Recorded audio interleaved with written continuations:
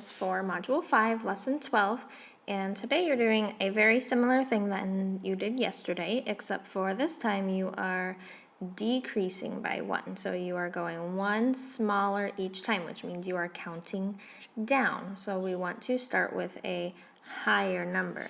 Okay, so I am going to draw a tower of 20, if I can fit it. I'm going to go the opposite way because I have more space this way.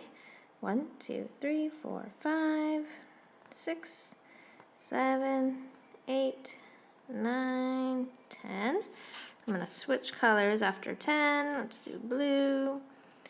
11, 12. Oop, don't mind my very lopsided squares. 13, 14, 15, 16, 17, 18, 19, oh, 20, just got it.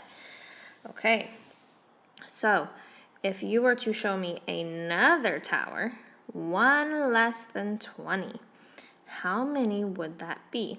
So you can decide how you want to do this. You can erase the top one to show me one less is 19. And then you could erase another one. And see how many that is. I have 10 and 1, 2, 3, 4, 5, 6, 7, 8, 10, 8. I know is 18. Oops, let me erase. Just gonna erase a 9 because I still have my 10. And now I have 18.